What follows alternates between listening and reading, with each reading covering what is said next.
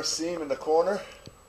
You can see it needs some sealing cement on the face, building a radius, and there's a 3-foot length break right here in the wall. It needs to be re-cemented and contained, and you can see the sediment as I go down into the water. You can see the sediment that is erosion from the outside.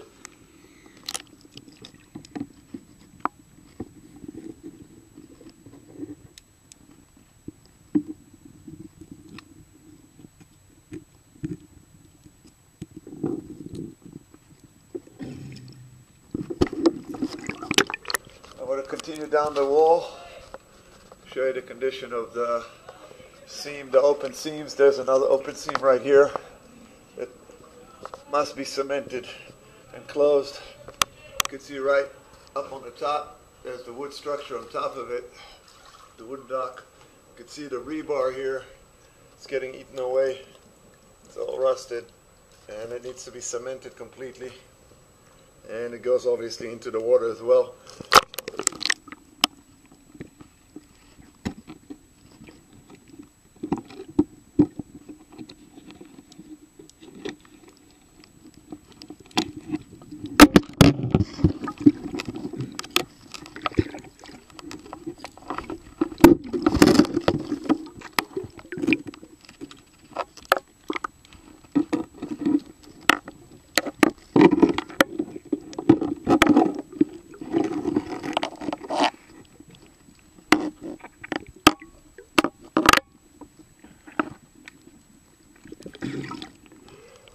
Right underneath this, there's again a 3-foot void, about 2 feet deep.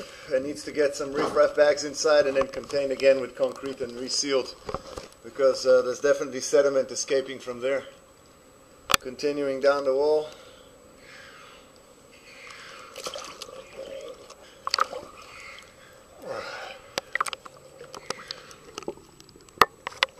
See this overlapping concrete slab over here.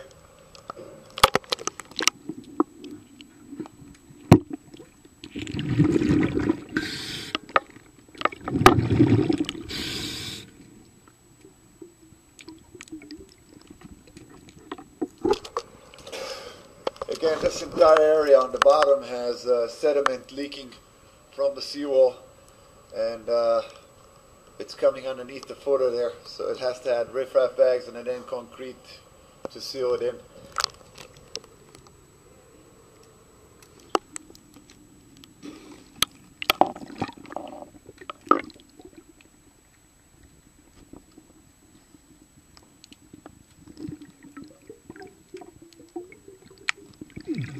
You can see right here, right past the area where we just at, about 10 feet forward going north, you can see a very big cavity with heaps of sand underneath it, which means that this is all sediment that's coming down.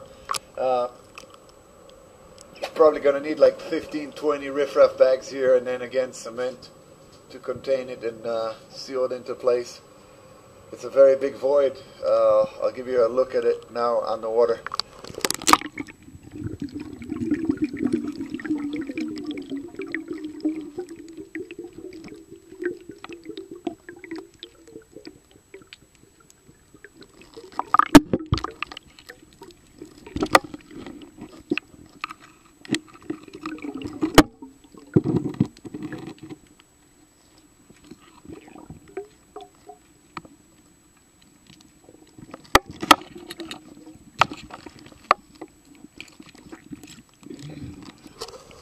The void is about 8 feet long by 3 to 4 feet deep, right underneath here, and really recommend it to be repaired. Okay, this is the part of the seawall that I guess they leaned these slabs, or they collapsed earlier, and that's why the wooden structure was built on top of it. It seems like it hasn't moved. There's not much that could be done here. It's on top of the tide line, so it's not leaking. I'm going to look at the bottom of the wall and see if there's any sand leaking from there.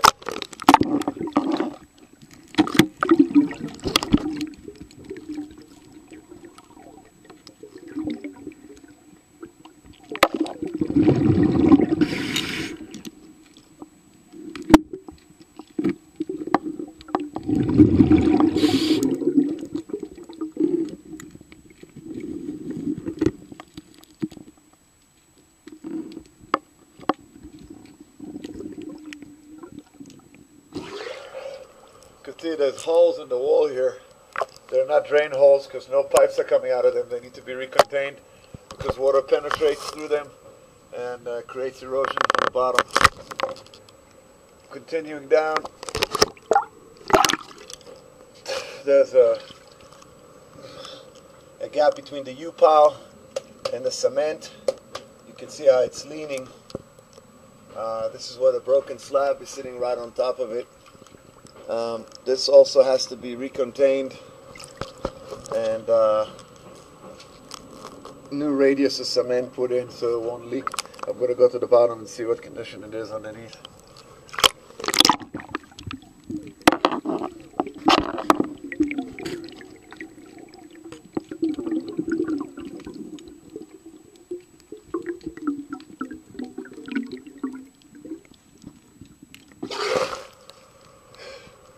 As you see, these piles, all these piles here,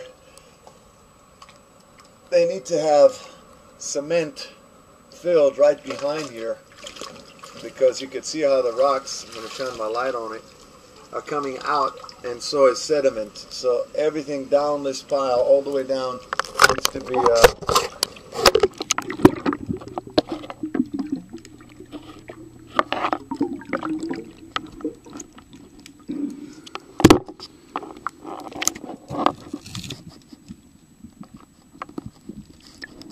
okay, this is pile number 1.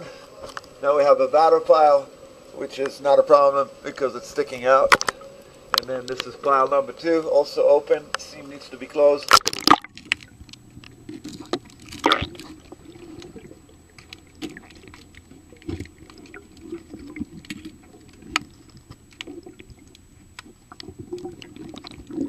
You can see how it's open.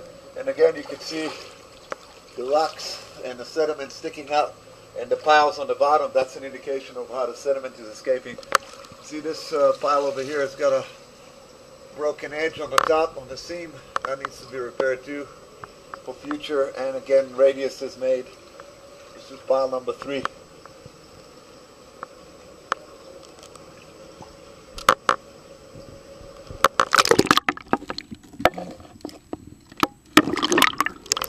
Again, all this has to be pressure washed before, pressure blasted, and then cemented with underwater silicone concrete, specialized concrete. Again here, radius has to be built.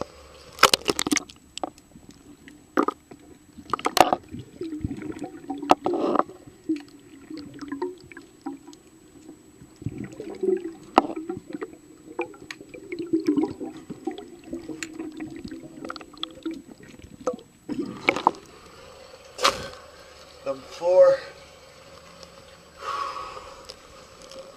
number 5,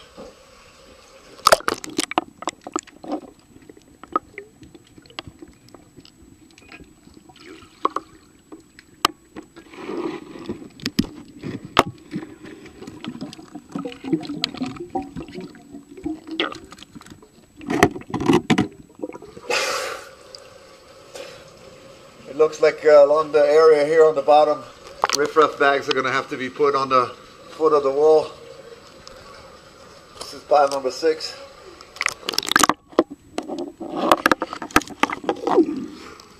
There's a lot of sediment escaping underneath.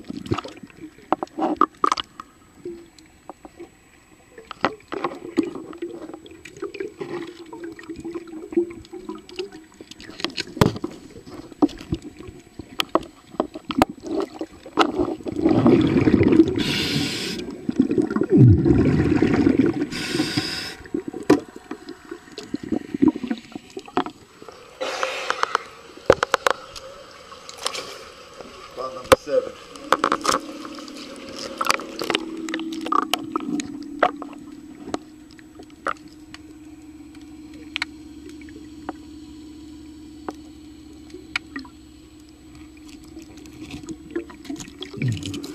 A lot of see the break here on top as well has to be repaired.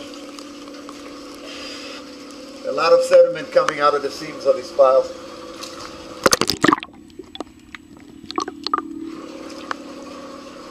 Number 9.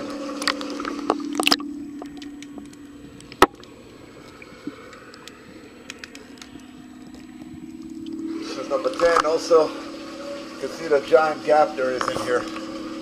And again, you can see the rocks that needs to be cemented and closed.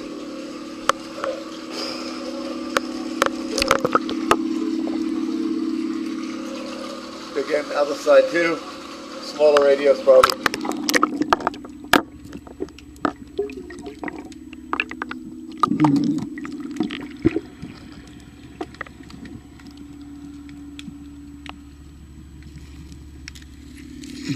Then this is the thick fly on the corner. There's two of them.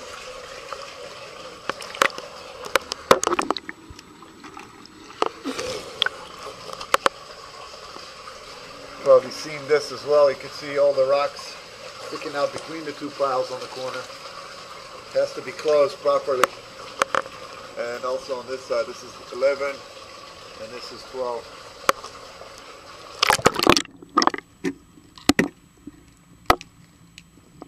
Very easy to see when the sand is just escaping out.